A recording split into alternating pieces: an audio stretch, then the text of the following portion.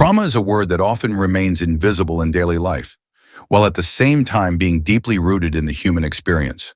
It goes beyond surface-level pain or temporary setbacks. It touches the core of who we are, how we perceive the world, and how we understand ourselves. It's not just about what happens to you, but how that experience settles within you. It shapes the way you think, feel, and respond to life, often without you even realizing it. You could say that trauma leaves invisible marks, not only in your mind but also in your body, in the smallest reactions you might not even consciously notice. There is a common misconception that trauma only arises from major, dramatic events, war, abuse, accidents, the things we usually label as serious. But trauma can also stem from subtler experiences.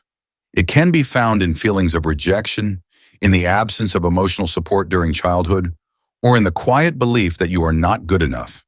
Even the smallest moments of emotional pain can leave lasting imprints, especially when there was no space to acknowledge and process that pain. Because trauma settles deeply into our nervous system, your body may remember things your mind has long forgotten. Maybe you recognize this, how something small, a look, a word, a scent, can suddenly throw you back into old feelings. It seems like you're living in the present, but your body is reacting to something from the past. That's the hidden power of trauma. It blurs the boundaries of time. What should be over still feels alive, and often we don't understand why. Why do we react so intensely? Why do certain situations affect us so deeply? The answer lies in the invisible wounds we carry, wounds that don't just disappear, no matter how much we try to ignore them. Many people carry that burden in silence. They show the world that everything is fine while struggling internally with feelings of fear, sadness, or restlessness. Often, they don't even realize they are carrying trauma. They've learned to hide their pain, even from themselves. But pain doesn't vanish by suppressing it. It finds other ways to express itself, through physical symptoms, emotional disconnection, or the feeling of being stuck in patterns you can't seem to break. And as long as we ignore those deeper layers, we remain trapped in an invisible cycle of repetition. Healing from trauma begins the moment you are willing to look at it, to feel what you've pushed away for years, and it takes courage to open old wounds.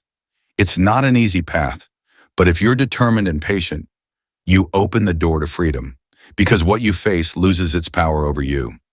By acknowledging what you've been through, you take the first powerful step toward freeing yourself from the grip of the past. One of the biggest misconceptions about trauma healing is that it means leaving your pain behind completely, as if there will come a point when you'll never be affected by what happened. But real healing isn't about erasing your past. It's about changing your relationship with it. You don't need to pretend you're unscathed. You don't have to force yourself to move on before you're ready. Healing is the process of coming home to yourself with everything you've been through. It's about recognizing your scars, not as signs of weakness, but as proof of your strength. Every wound you've endured tells a story of your survival, and that story deserves to be heard. What many people don't realize is that trauma doesn't just live in your mind, it lives in your body. Your nervous system stores the energy of unprocessed experiences, and that energy remains there until it is released. This explains why you may still react in the present as if you were in the past. Your body believes the danger is still there. It's like living in a constant state of alertness, always ready to fight, flee, or freeze, even when everything around you is safe. But here lies the key to healing. If your body can hold experiences, it can also release them.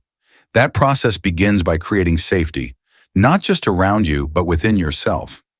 Safety means learning to listen to your body, the subtle signals you've ignored for years.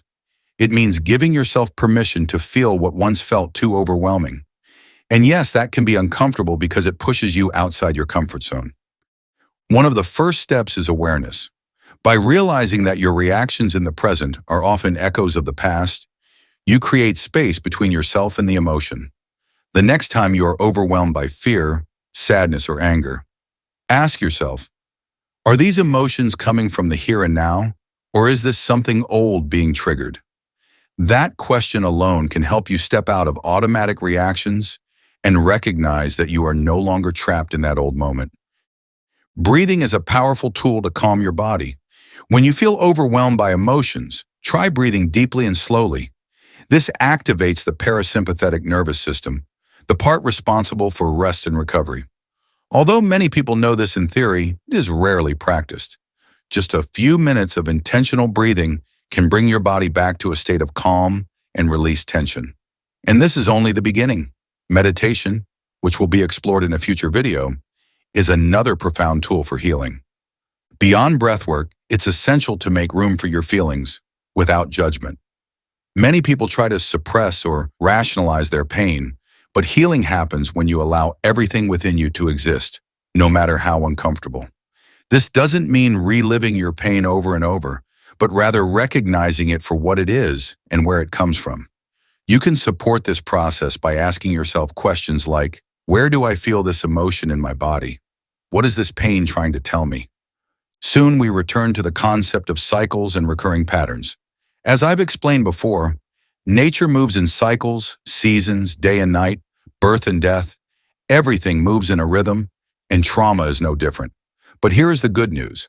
Healing follows a cyclical pattern as well. Old wounds resurface in layers, giving you repeated chances to heal them. What may feel like a setback is often a sign that you are moving deeper into your healing journey. Keeping track of your emotional cycles can support this process. At the end of each day, take a moment to reflect. What emotions did I feel today? Who was present during those moments? Are there patterns that keep repeating? By increasing your awareness, you become more compassionate with yourself as you navigate the healing process. Since trauma is stored in the body, movement is essential for releasing trapped energy. This doesn't mean you need to engage in intense exercise. Gentle forms of movement, like walking, yoga, or dancing, can already help free your body. When you feel stuck in an emotion, try moving instead of staying frozen in that tension. Another powerful tool is expression. Writing can be a safe outlet for feelings you may struggle to speak aloud.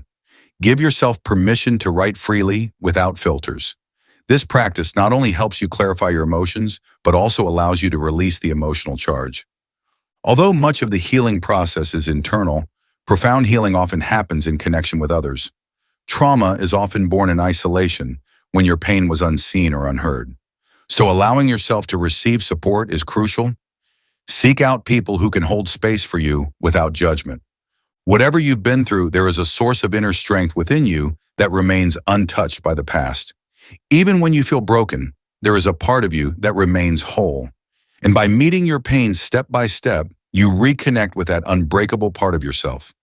Healing is not linear, and there is no set timeline for being done.